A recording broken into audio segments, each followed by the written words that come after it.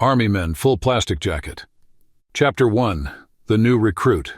The rumble of engines droned on as the green convoy rolled through the portal, emerging into the sprawling and foreign expanse of the big world. Private Barnes sat in the back of the supply truck, his fingers absently brushing the brim of his helmet as he peered out at the alien landscape beyond. Overgrown grass stretched out like a forest, towering above the green soldiers and their plastic vehicles. In the distance, the skeletal remains of an old playground loomed, rusted swings and broken slides forgotten by time. The big world was unsettling. Everything was enormous, dwarfing the small plastic convoy carrying vital supplies to the Green Army's forward base. Barnes had heard stories from his comrades back at the plastic homeworld front lines about this world. How it could crush you if you weren't careful. How it warped their perspective of battle. But nothing had prepared him for the sheer scale of it. Even the grass seemed like an endless jungle, rustling ominously in the wind. He tightened his grip on his pack, feeling the nervous energy building in his chest. His orders were simple enough. He was being transferred from the front lines of the plastic homeworld to this strange and dangerous place to replace a fallen soldier in a tank crew. Which tank, he didn't know yet. The details had been vague, but the idea of stepping into a role left vacant by a death had already planted a pit in his stomach. He wasn't new to combat, but this felt different. The convoy bounced and jostled as it approached the green forward operating base, nestled near the towering remnants of the playground. Green soldiers had transformed the area into a makeshift camp, reinforced by barbed wire trenches and hastily constructed watchtowers. The air above the base buzzed with activity as several green helicopters circled overhead, their rotor blades whipping through the air with a steady mechanical hum. The helicopters were on constant patrol, scouting the nearby areas for signs of tan forces, their green exteriors blending into the lush overgrowth below. The convoy finally came to a halt, and Barnes grabbed his gear, stepping down onto the rough, overgrown ground. The blades of grass swayed around him like towering stalks, casting long shadows. He inhaled deeply, the air thick with the scent of polystyrene, the synthetic fuel the Green Army relied on to power their vehicles and machines. It smelled sharp and chemical, a reminder that everything in this war, even the fuel, was born of plastic. "That's me," Barnes replied, snapping to attention. "I'm Sergeant Knox," the man said bluntly, his voice sharp as a blade. "You're the new transfer. Come with me." Without waiting for a response, Knox turned and began walking through the base. Barnes hurried to catch up, his boots sinking slightly into the soft, uneven ground. As they passed through the camp, he could feel the eyes of the other green soldiers on him, their stares a mixture of curiosity and indifference.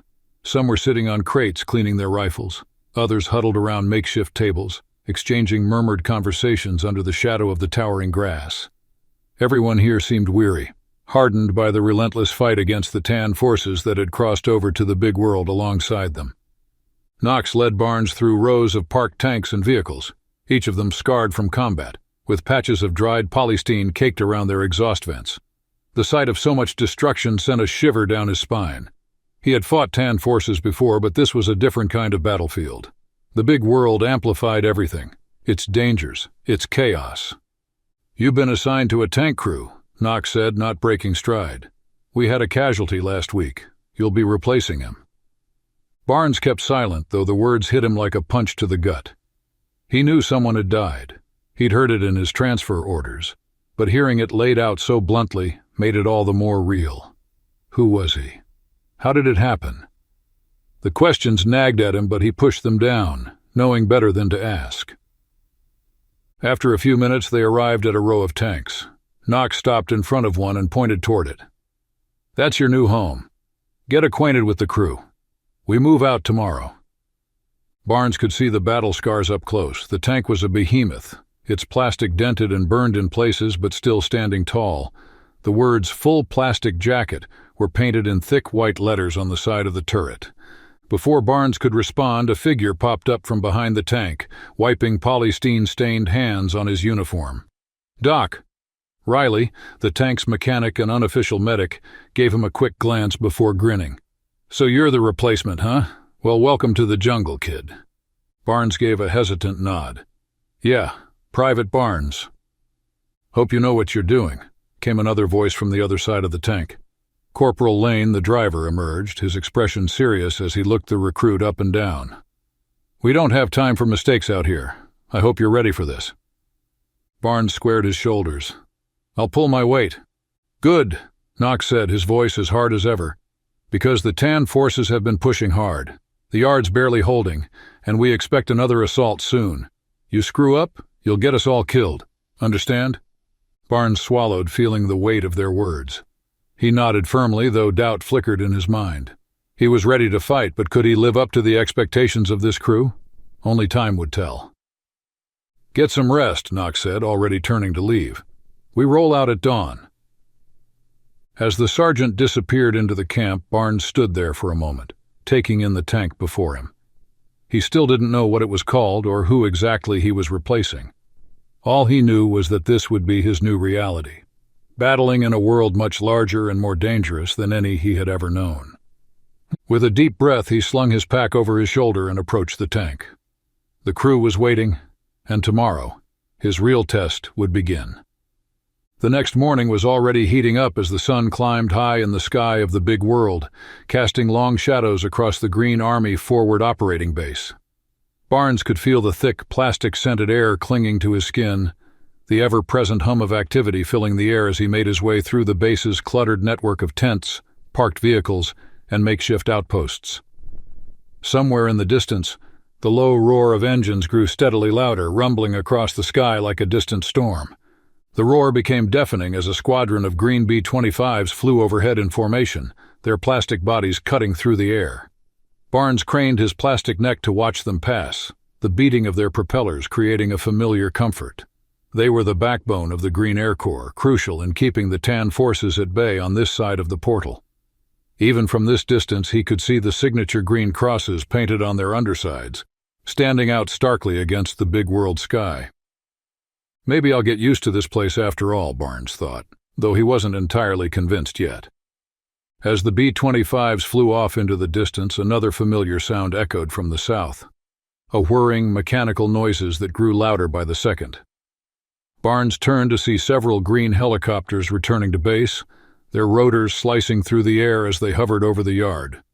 The choppers touched down on the dirt field just beyond the main command center, dust and grass swirling in the air as their doors slid open. Green soldiers, looking weary and disheveled, disembarked quickly, their rifles slung over their shoulders as they made their way toward the briefing area. They had just returned from a patrol, their expressions grim and tired from another day of skirmishing with the Tan forces. Barnes turned back to where he was headed. Full Plastic Jacket stood proudly in the middle of the maintenance yard, its large form braced on a set of hydraulic lifts. There was something intimidating about the tank, even at rest. Its presence alone seemed to radiate power, though it looked like it had seen better days. Group of mechanics swarmed around the tank, working diligently to ensure it was combat-ready. They shouted orders to each other as they checked the treads, adjusted the suspension, and topped off its fuel reserves with polystyrene. The synthetic fuel hissed softly as it was pumped into the tank's internal reserves. Barnes approached the tank cautiously, still feeling out of place. He watched as one of the mechanics, a lanky soldier with grease smeared across his face, knelt down to inspect the tank's left tread. He was muttering to himself as he worked, occasionally calling out for a wrench or another tool from his colleagues. That's when Barnes spotted Doc Riley standing on top of the tank's hull with his arms crossed, surveying the maintenance work like a hawk. His green form was, as usual, smeared with dirt and polystyrene, but his sharp eyes were focused as ever. Barnes had learned quickly that Doc wasn't the kind of mechanic who left things to chance. If something was off with the tank, he'd catch it. "Looking good, Doc," Barnes called up to him, trying to make small talk. He still felt like the new kid in school, trying to find his place within the crew. Doc glanced down, giving a small smile. "We'll see. Full Plastic Jacket took a beating on the last run.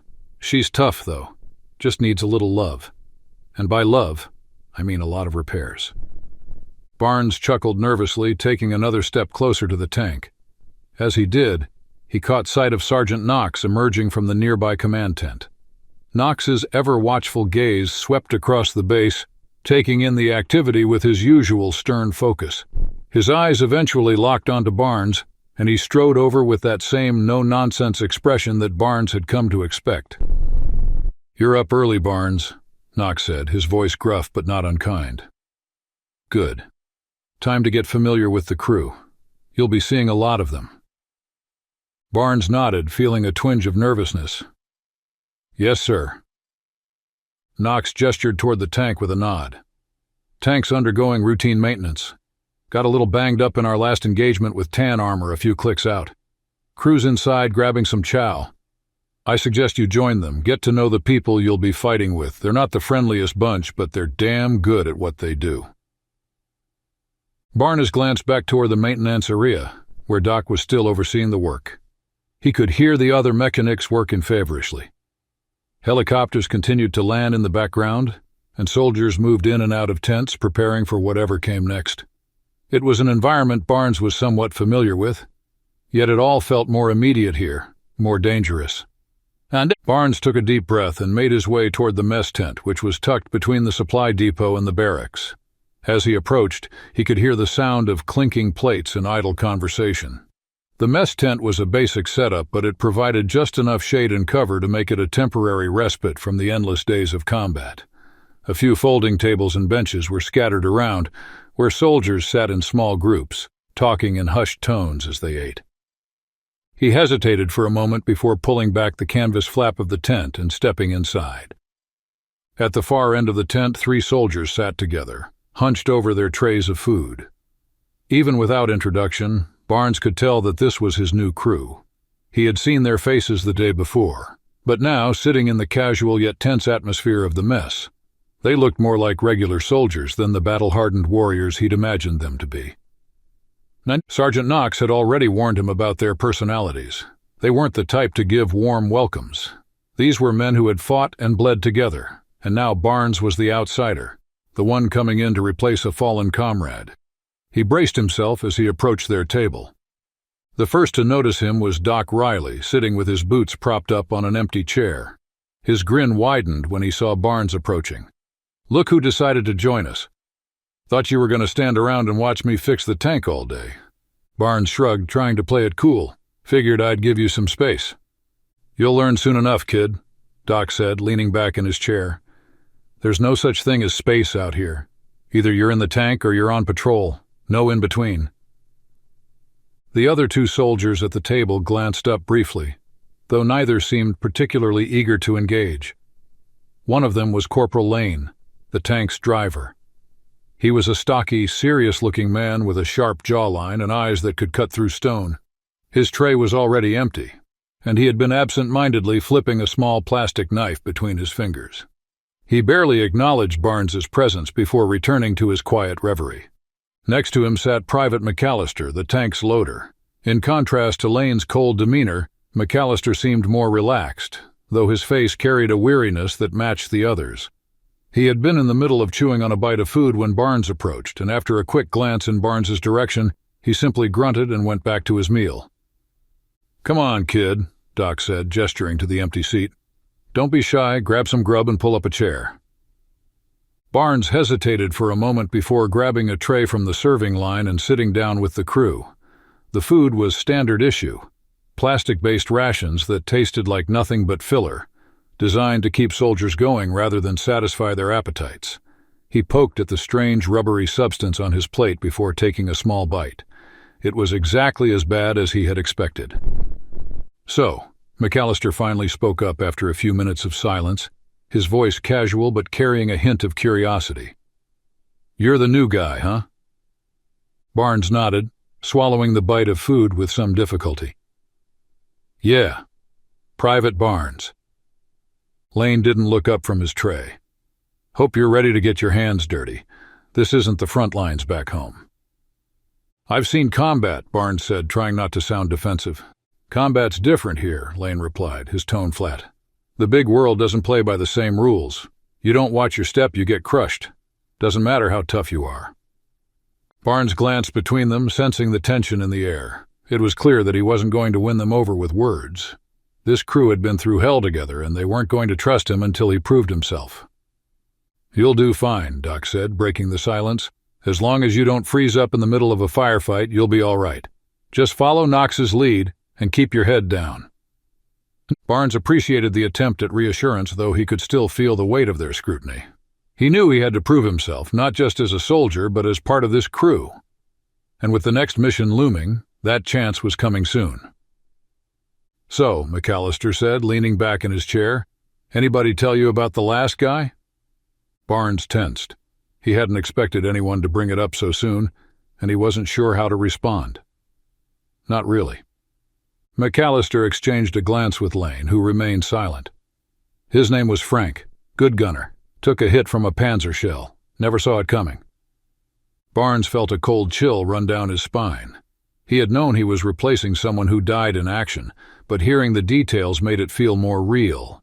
He could almost picture it, the chaos of battle, the sudden impact, the brief moment of shock before everything went black. "You'll be all right," Doc said again, though there was a hint of sadness in his voice. "Just don't let it get to you. We all know the risks." Barnes nodded, though his thoughts were spinning. He didn't want to think about what had happened to Davis. He didn't want to dwell on the fact that it could just as easily happen to him. All he could do was focus on the mission ahead and prove that he was worthy of the crew's trust. And the sound of the maintenance crew working on the tank echoed faintly from the yard outside, a constant reminder of the war that was always looming just beyond the base's perimeter. The green B-25s had long since disappeared from the sky, and the helicopters had finished unloading their patrols. For now, things were calm, but Barnes knew it wouldn't last. Knox had made it clear. The Tan forces were on the move, and it was only a matter of time before the fighting resumed. Barnes glanced down at his tray, pushing the food around with his fork. The weight of his new role settled heavily on his shoulders. Tomorrow, he would be in that tank, facing down the enemy. And this time, there would be no room for hesitation. As the minutes passed, the crew finished their meals in relative silence. When the plates were cleared and the tent grew quieter, Knox reappeared at the entrance. His presence was like a jolt of electricity through the group, his commanding gaze scanning the room before settling on Barnes. "All right, Barnes," Knox said, his tone firm but not unkind. "You've got the day to get yourself familiar with full plastic jacket and the crew. Tomorrow we roll out. Tan forces are making another push, and we've been assigned to cover the south flank." Barnes nodded, standing up to face him. "Understood, sir." Knox glanced at the other members of the crew. "Rest up. We've got a long day ahead of us." The crew stood as well, gathering their gear and giving each other quick nods of acknowledgement. Barnes felt a bit more at ease now, though he knew that the real test was still to come. He followed the others out of the mess tent, the sunlight blinding for a moment as they stepped back into the maintenance yard. The green M4A2E8 Sherman tank stood waiting. Barnes could feel its presence looming over him, its bulk almost alive with the promise of battle. Full plastic jacket was waiting, and so was the war.